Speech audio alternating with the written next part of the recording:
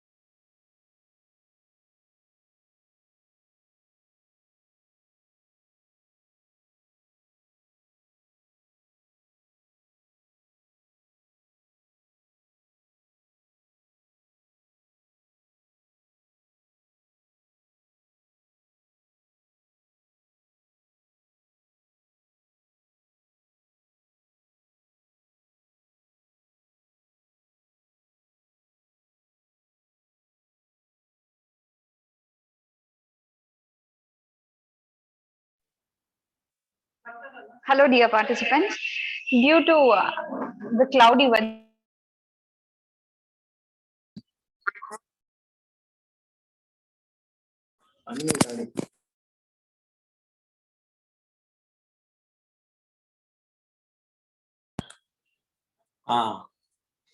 I think now I am audible. yes, sir, you're audible. Now there was an internet problem, but I will connect now. 1 minute. I will set it. Yes, sir, sure.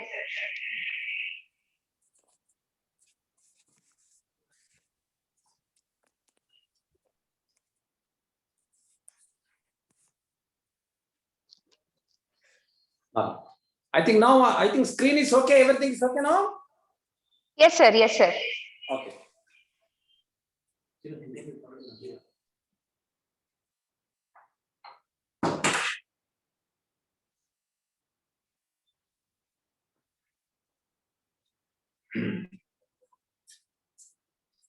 Okay. Sorry, there was a technical problem.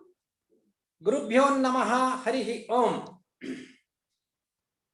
My dear Dr. K.S. Radhakrishna Ramarao, the most respected principal, Government Nature Cure and Yoga Medical College and Teaching Hospital, Mysore, and all the participants of today's webinar.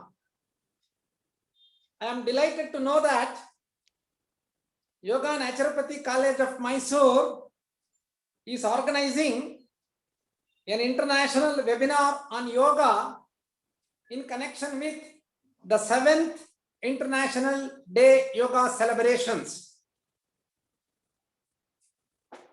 I have been given the topic to talk on promotion of positive health through yoga.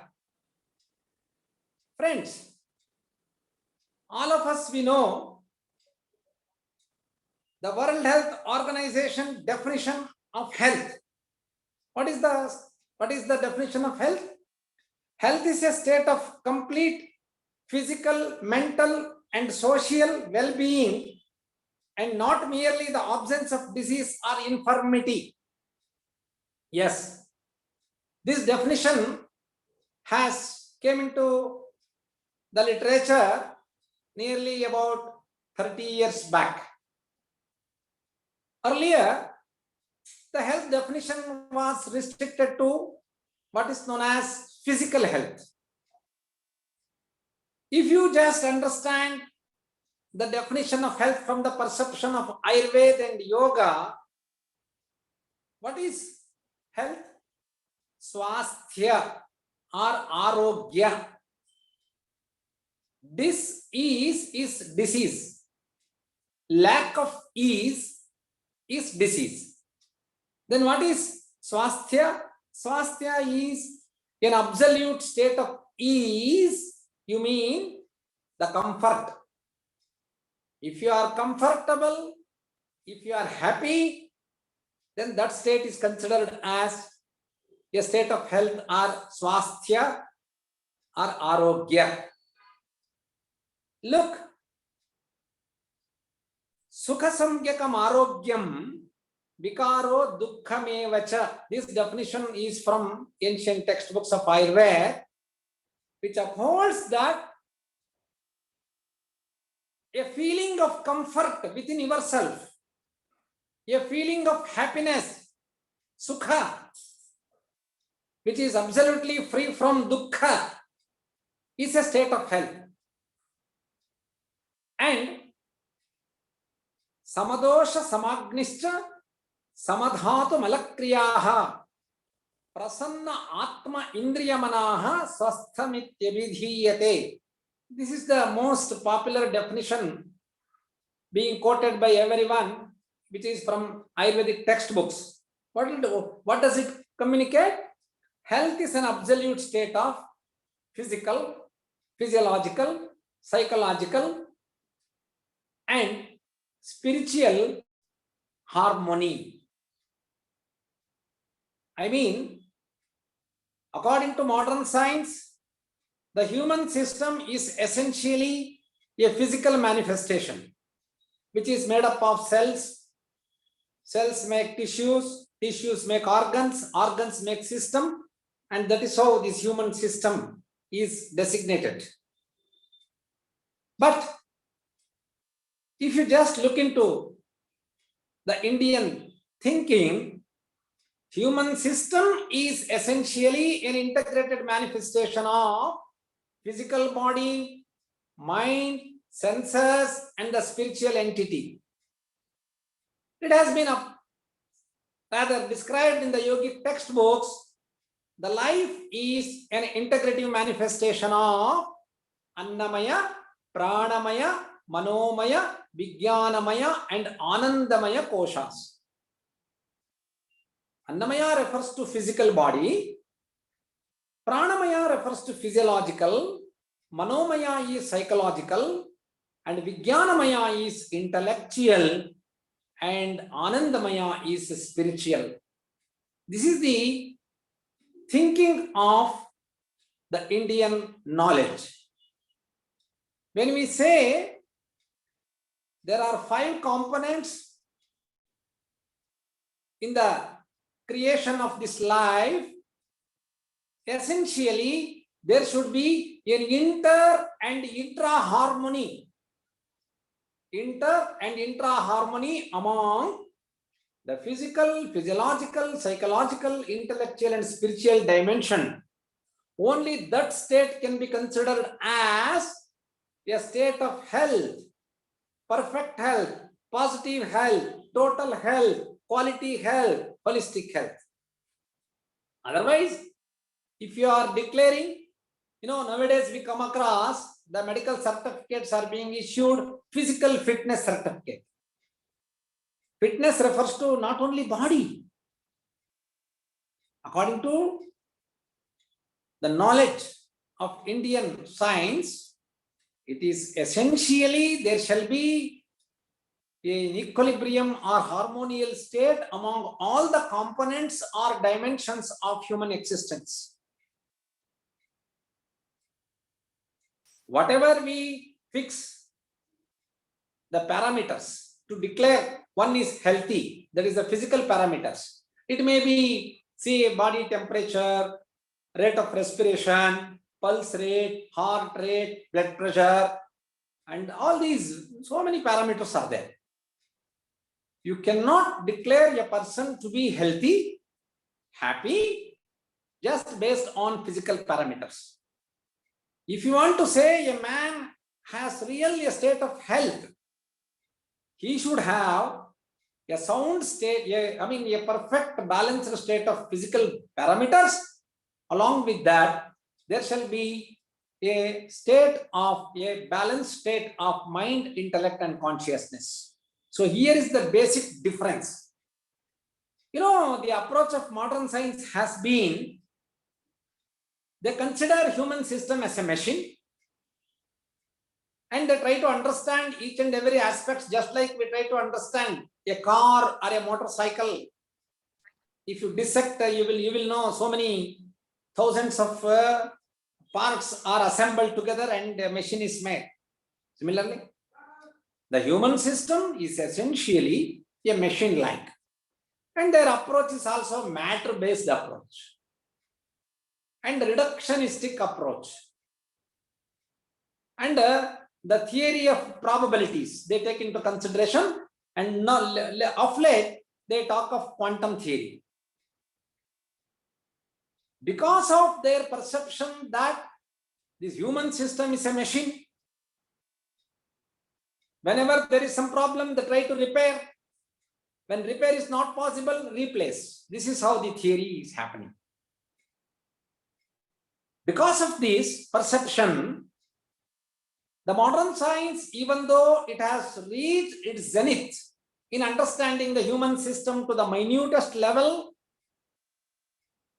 conducting more than 5,000 types of surgeries, which includes essentially organ transplantation, plastic surgeries, so many advanced techniques, and using more than 35 to 40,000 chemicals as basic raw material to prepare the drugs or the medicines, and attending all medical emergencies and providing vaccines, providing a therapeutical protocol for the recent pandemics too.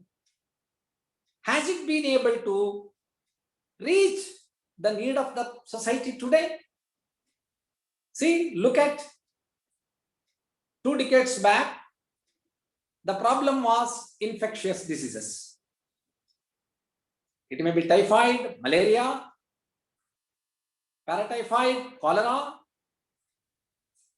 diarrhea, dysentery, respiratory infection. That was the major problem. Today, the problem lies not with the infectious diseases, because a lot of materials have been already, antibiotics have been explored. The major problem of the day is non-communicable diseases. What are non-communicable diseases? Hypertension, diabetes, sleep disorders, depression, anxiety, migraine, irritable bowel syndrome, psoriasis, degenerative diseases, autoimmune diseases. These are the diseases today. They are spreading in the community like an infectious disease. If you knock the door of a family, of a village, doors of every village, in every house you will get one or the other these non-communicable diseases. And India is becoming the diabetic capital, people say, and even the problems of heart diseases, anxiety, these are all happening. So these diseases are also known as lifestyle related diseases. And for these non-communicable diseases, is there a solution now?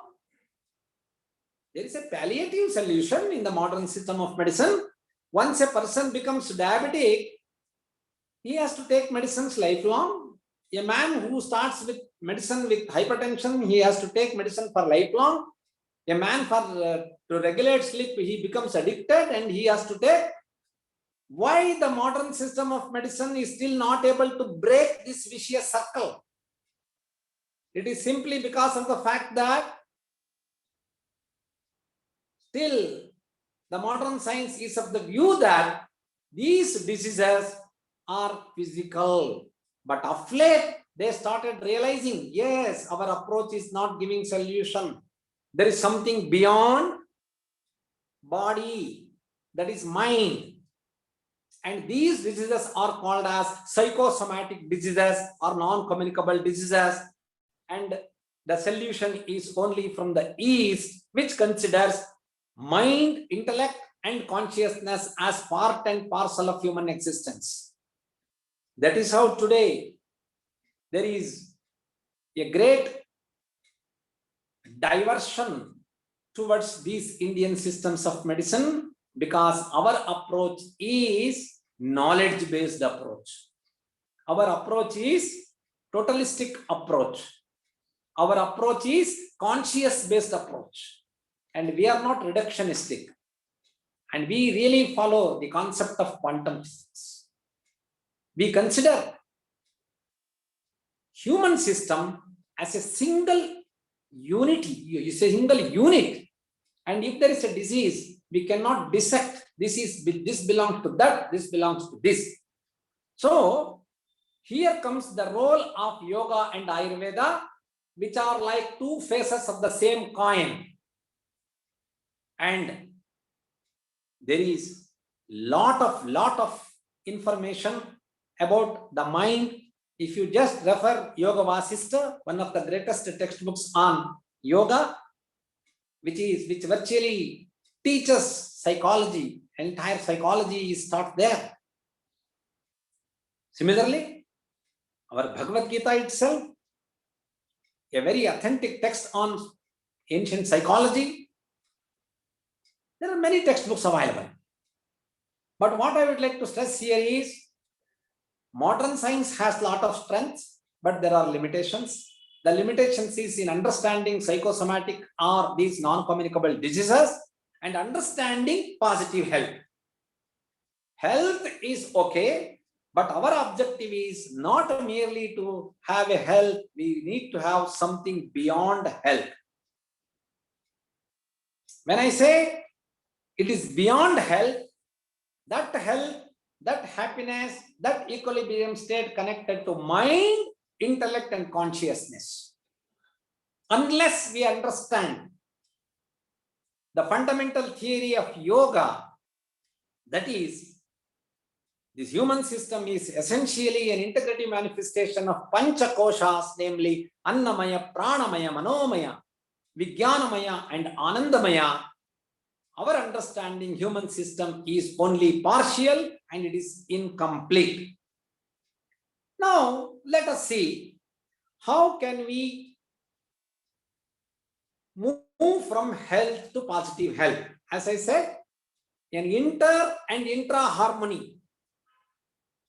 Within the body, there should be harmony. Within the mind, there should be harmony.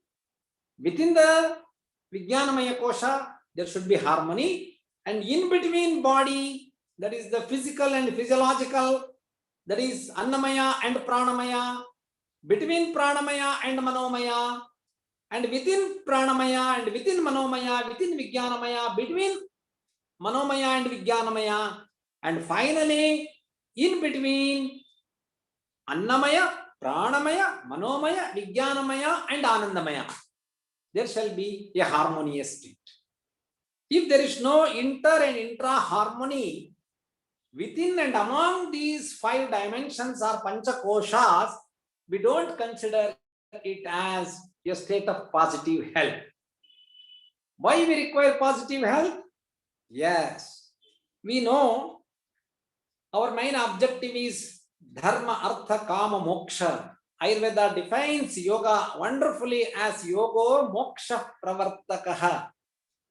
Probably all of you know the definition given by different textbooks. Yogaha Chitta Vritti Nirodhaha. Yogaha Karma Sukaushalam. Manah Prashamana Upayaha Yogaha. Samatvam Yoga Uchyate. Yad Dukkha Samyogo Viyogaha Yogaha. All these definitions ultimately talk about a happy, calm state of mind, or a balanced or harmonious state of mind, because mind is the culprit of all the problems. All these non-communicable diseases, they start as Adhi at the mind level and later percolate to body and they become psychosomatic. When this is the fundamental concept, it is mandatory that we try to understand the relation between these panchakoshas and their harmonial state. Among these, the most important is prana. The prana is the bioenergy. According to Ayurveda, we say very beautiful definition: Agni Somo Vayuhu Sattvam Rajas Tamaha Pancha Indriyani Bhutatmeti Pranaha. It is very difficult to define the prana in modern terminology. Prana is something related with, what is that? As I mentioned, Agni. Soma means kapha, Vayu, Vata, Rajaha, Tamaha, Sattva, Guna, Pancha Indriyas, and the Manas. All these, they have a functional and capable of functioning power. All these put together is that prana. But the one of the visible form of prana is our breath. Breath is prana, prana is life. And this prana plays an important role because this is the force that connects between body and the prana. That is Annamaya, Pranamaya, Pranamaya, Manomaya, Manomaya, Vijnanamaya, Vijnanamaya, Anandamaya. The connectivity of these panchakoshas happen by prana. And this prana, if it is disturbed, if it is deficient in the body, it leads to several of the problems. You know, life activities, what are those? Digestion, metabolism, generation, reproduction, regeneration, excretion. All these things are directly connected with our prana. And the main objective of prana in the entire practice of converting health to positive health is, we should have an enrichment of prana. That prana is responsible for immunity. Prana is responsible for all your life activities. Prana is responsible for enthusiasm. And prana is responsible for all, whatever you say, the life activities. So therefore, in order to move from health to positive health, we should take care of prana. You know, how disease happen?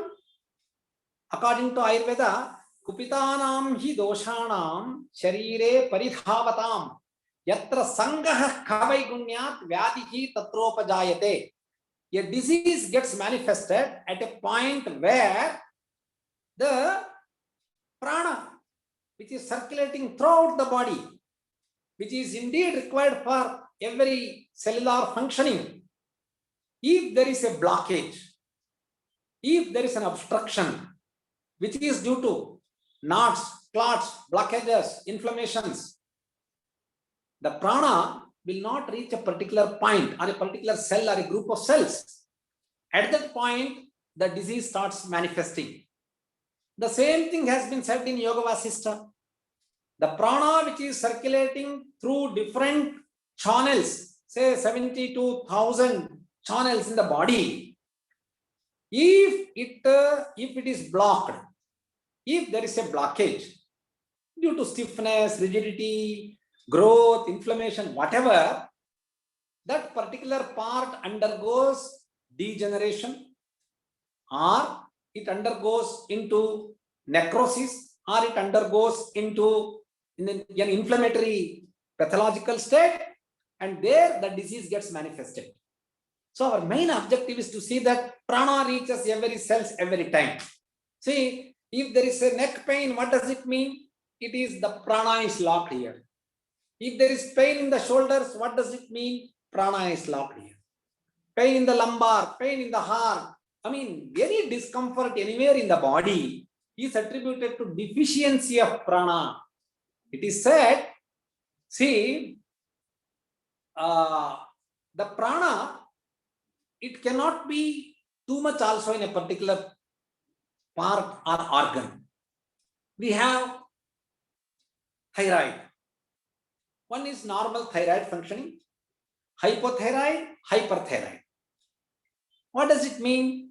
In the case of hypothyroid, the prana shakti is less. In the case of hyperthyroid, there is prana shakti, it gets focused more and more. When prana crosses its limit to a particular point, particular organ or structure, it also causes problem. So the basic objective is to maintain the harmony of prana. How do you maintain the harmony of prana? Because prana is again very important to calm down the mind. There are different techniques has been described in yoga. The mainstreams of yoga talks about Jnana Yoga, Bhakti Yoga, Karma Yoga and Raja Yoga. The ultimate objective is to calm down the mind, because mind is the culprit of all problems.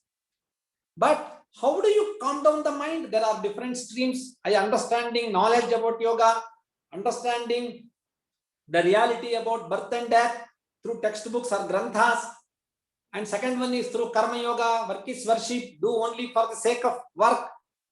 And if there are some rewards due to your work, that you have to do tyaga, karma phala tyaga. All these things, or else bhakti yoga, total surrendering to the bhakti or the divinity, developing divinity, or Raja Yoga or scientific way of practice through what is known as dhyana. But most important aspect here is, if you slow down your breath, that is prana, you can calm down the mind. You know, when the mind is disturbed, when the mind is in anxiety, or the mind is in a state of agitation or fear, without your knowledge, your breath rate increases. You become hurried breathing, shallow breathing. The breath rate, which is normally between 18 to 20, crosses between 35-40. It is said very clearly, Indriyanam manonathaha manonathastu marutaha. The maruta is that prana. If you are able to control the speed of the mind, automatically prana becomes slow. If you slow down the prana, the mind becomes calm. That is why we always in yoga, we stress that longer the breath you breathe and less the number of breath you breathe, you live longer and you suffer less. That is why we say pranayam, deep inhalation and exhalation. Inhale, exhale, slow breathing. And faster the breath you breathe, more the number of breath you breathe, you suffer more and you live shorter. So there is a very close connectivity between prana and the manas. If you want to establish a happy state of mind, yena kena prakarena, or whatever measure, you should keep your mind in a calm state. You know, the mind's nature is, it is called monkey mind. It is not only mere monkey mind. A monkey made to drink liquors and having beaten with a scorpion. What does it? In a fraction of a second, it runs around the world. सारे दुनिया में घूम के आता है. Why not? Why only in the pleasant planet? It goes beyond our planet. That is the capacity of mind. And that capacity of mind is the culprit for stress, overlapping of thoughts. Therefore, if you want to really move from health to positive health, you should have control on your prana. You should have an absolute ownership on your prana. That is possible through Raja Yoga practice or through any yogic methods. What Shastra says, Bhagavad Gita has made it amply clear. Yuktahara vikharascha yukta chestasu karmani yukta swapnama bodhascha yogo bhavati dukkha. Yukta ahara vikhara vichara achara is yoga. If you follow, yukta means ideal, a balanced or a right. Ahara, vikhara, vichara, achara, vyavahara. These 5. Ahara is food and drinks. Vikhara is our practices and habits. Vichara, our thoughts. Achara, From morning to evening, you practice certain things essentially, starting from waking up early in the morning. Brahme muhurte uttishtet swasto rakshartham ayushaha. Then all morning rituals starting from Danta Dhavana, Kavala, Gandusha, Snana, Abhyanga, then Pujana, then Vega, na Avadharana, not suppressing the urjas, Nidra, everything from morning to evening, that is called as Dinacharya in Ayurveda, daily regimens. Similarly, there are what is known as Rutucharya, seasonal regimens. They are with because it is said Rutu Sandhishu Vyadhirjayatam, the diseases manifest in the body whenever there is a change in our atmosphere. From one season to another season, whenever there is a change in that Rutu Sandhikala, that is the changing time or the period, the diseases they manifest. Therefore, one has to follow Dinacharya, Rutucharya, Sadvritta, Sadachara to prevent all types of diseases. That has been said in yoga under the title what is known as Yama Niyamas. What are Yama?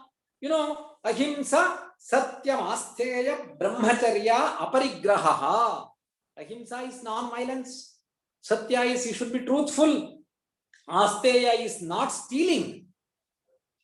That is, today people have become corrupt, not aspiring to the wealth which doesn't belong to us. And Brahmacharya is celibacy. It is always thinking positive towards the Brahman. That is, a man should be spiritual. And Aparigraha, you should not hold the wealth too much. Too much is too bad. You know, less luggage journey, the more comfortable. You know, people accumulated 3,00,000 or some 3,000 crores, how they were. It means you have more wealth means they are all materialistic wealth. It makes you more and more problematic. Whereas in the niyamas like Shaucha, Bhakya and Abhyantara Shaucha, and Santosha, contentment, and Tapaha, it should, whatever you do, it should be regular. It cannot be just taken for one day. It should be Tapasya. And Swadhyaya is, you have to update your knowledge. Yuganu Rupa. See, the knowledge today for that matter is this communication system, the computer for that matter, mobile, all these things are very important. If you say that, no, I have read only these things, I don't want, no, you are outdated. So Swadhyaya is everyday self-study is required to get ourselves updated with the contemporary knowledge. And Ishvara Pranidhana, finally surrendering for all the sexes to the Lord, otherwise you will be stressed. So these Yama Niyama, they become part of our Yukta Ahara, Vihara, Vichara, Achara, Vyavahara. It has been said very well in Ayurveda also. Nityam Hitahara Vihara Sevi, Vishayeshva Saktaha, Data Paraha Satya Kshamavan, Aptopasevi Cha Bhavatya Rogaha. See, a person can be free from disease. He can move from health to positive. Nityam hita ahara vihara sevi. Vishayeshu asaktaha. See, Bhagavad Gita makes it very clear. Dhyayate vishayan pumsaha sangat sanjayate kamaha. Kamad bhavati krodhaha. Krodad bhavati sammohaha. Sammohat smriti vibhramaha. Smriti bhramshat buddhinasho. Buddhinashat pranashyati.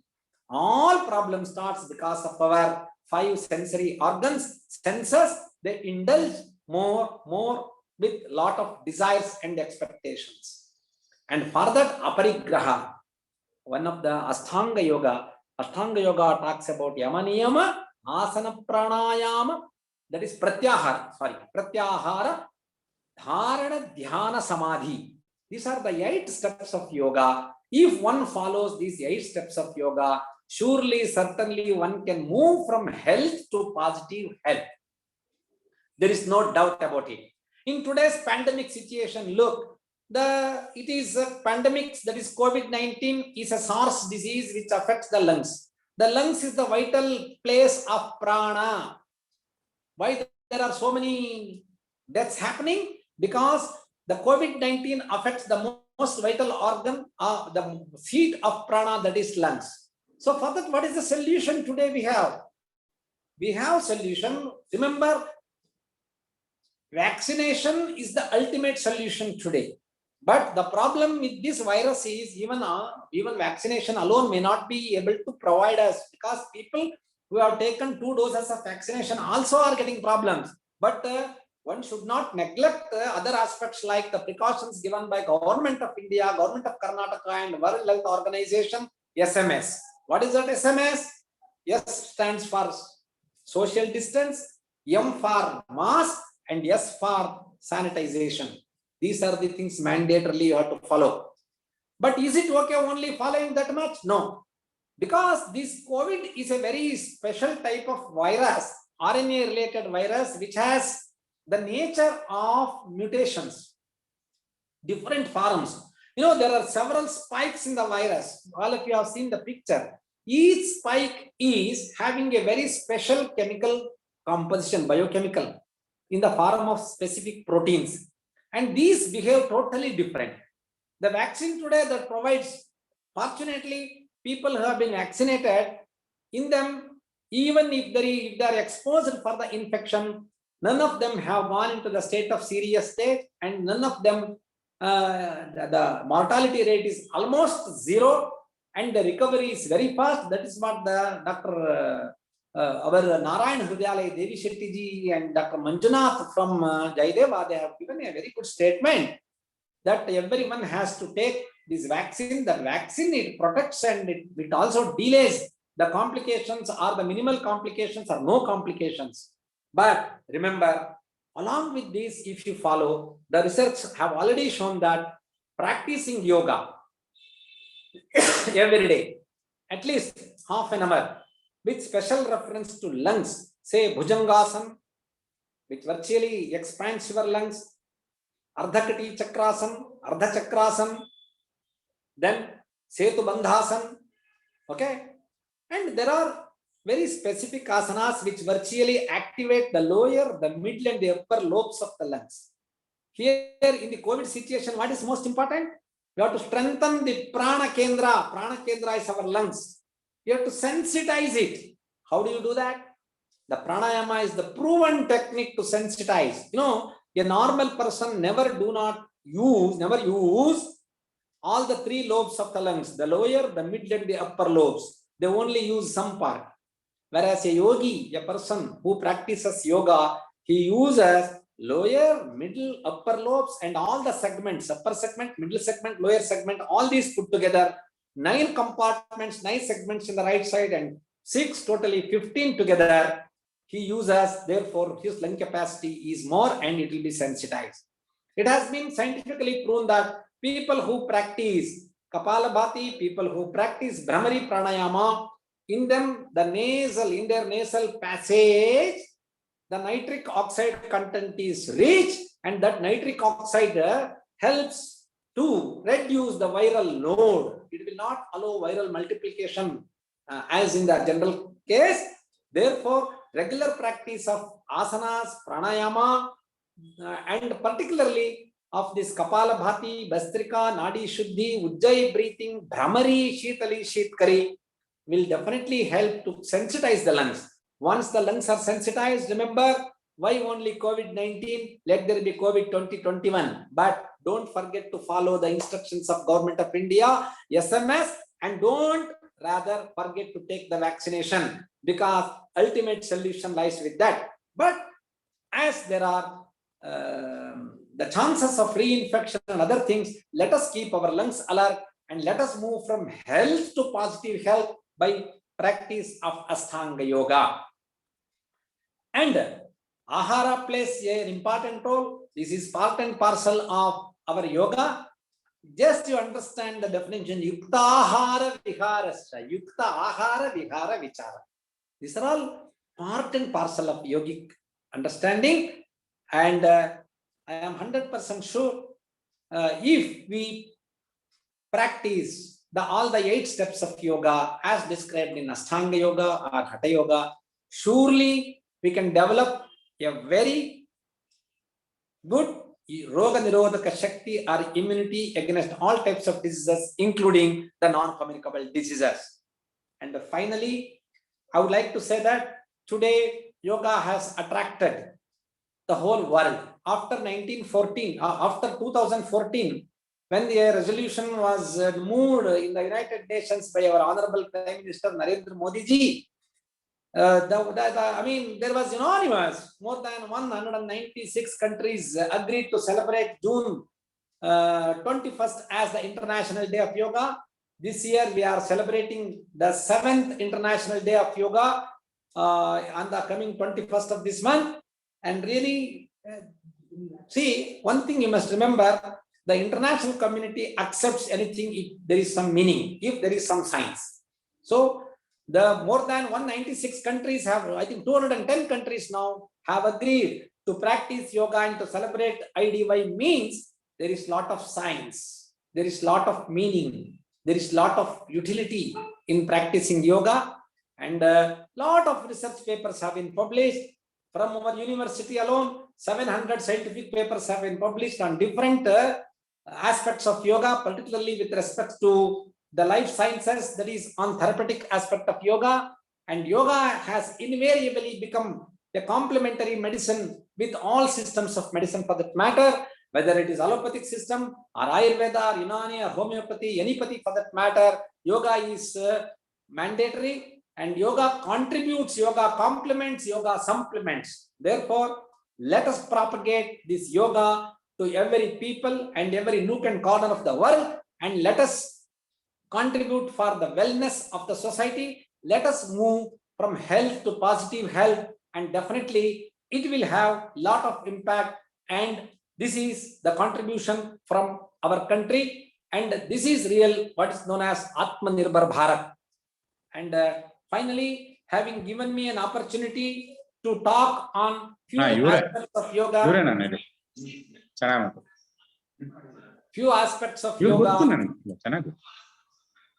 there is some disturbance, please mute.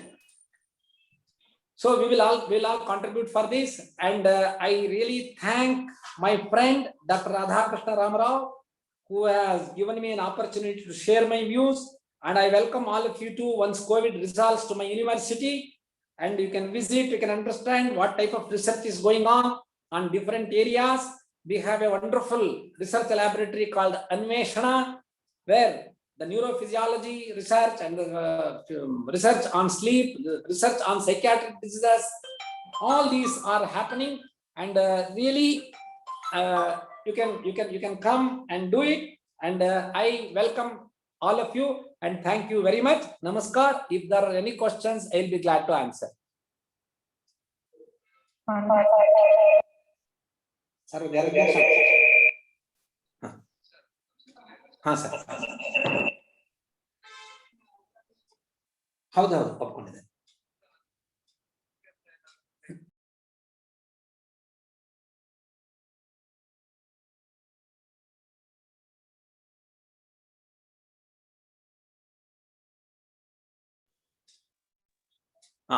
Radhakrishna.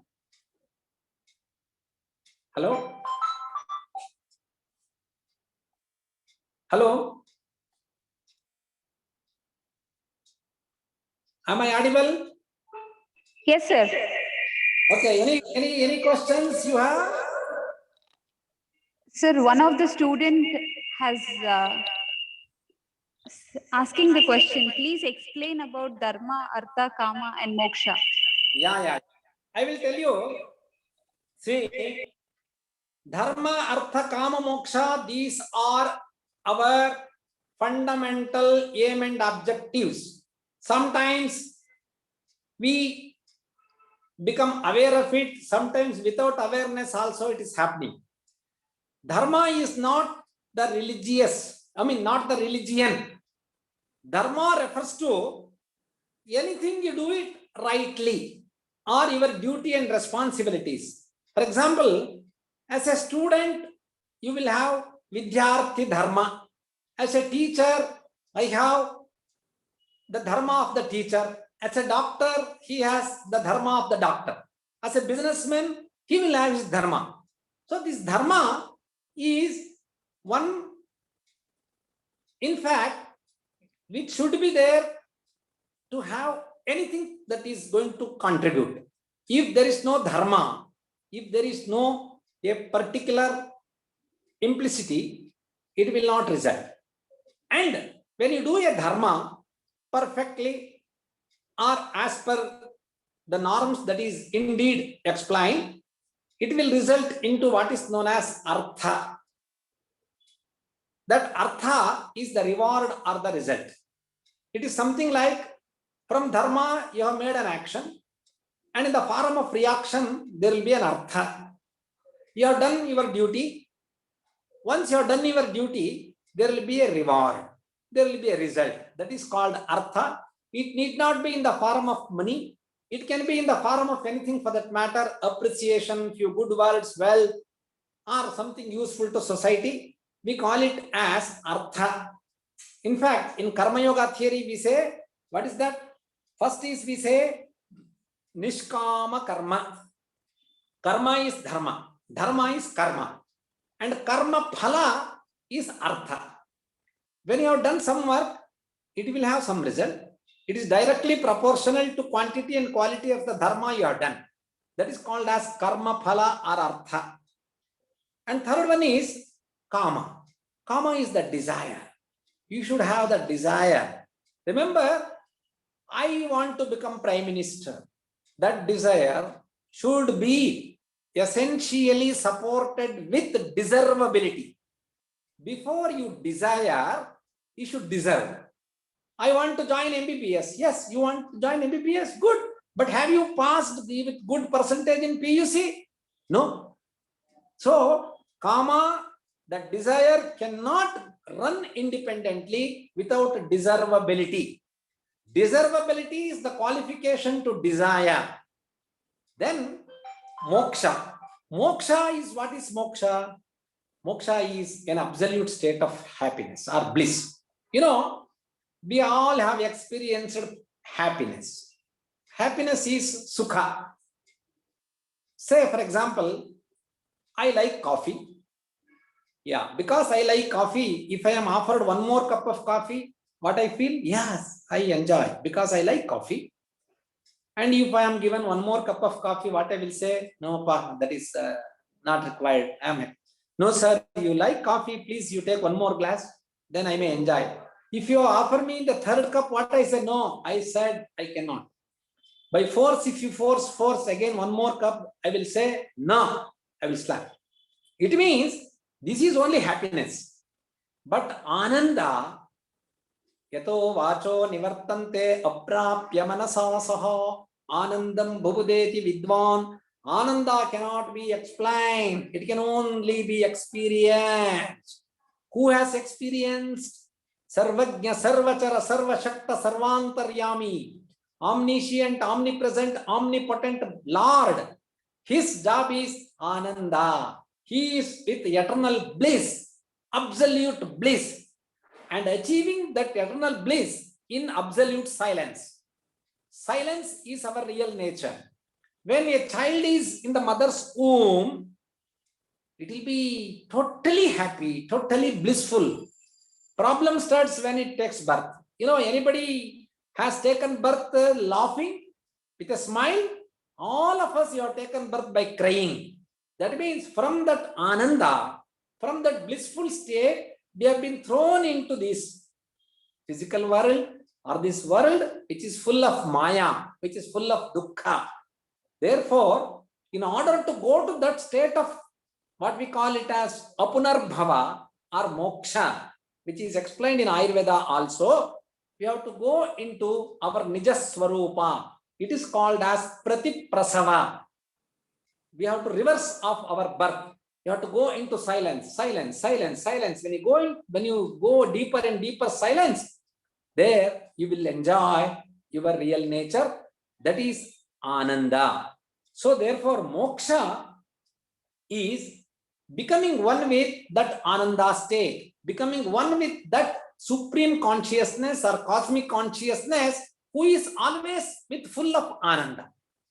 Nirguna, Nirvikara, Parastvatma, Sattvabhuta Gunendriyaihi. We are only through this means, we have to reach that Ananda state. That means becoming one with Lord, who is always with Ananda is moksha. So therefore, dharma, artha, kama, moksha, these are the aim and objectives or pursuits of life. And for this, dharma, artha, kama, moksha, health is the foundation. That is why arogya moolam uttamam. Can anybody enjoy anything in the absence of health? No. That is why it is said, Anandam, that is Arogyam Sarva Sampadam. Health is the wealth, and yoga is the path that takes you to health, happiness, harmony, and enlightenment. When you are enlightened, you will be in the state of samadhi, and from samadhi, you will go into what is known as moksha. Thank you.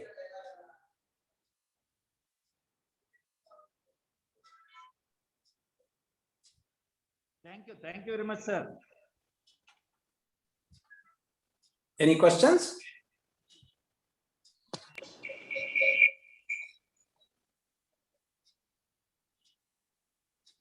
Thank you for the meaningful speech, sir.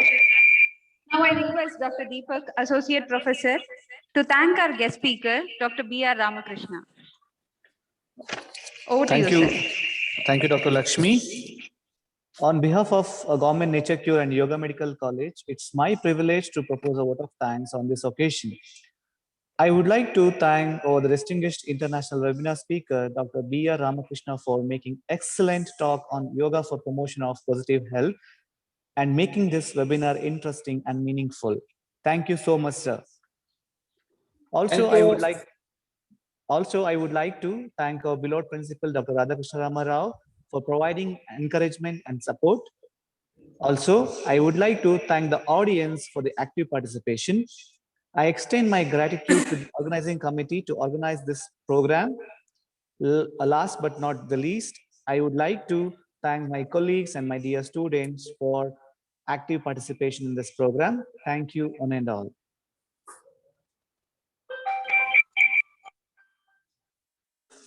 See for the highest, aim at the highest, and you shall reach the highest. Swami Vivekananda. Saying this, I would like to end the session. Thank you, sir.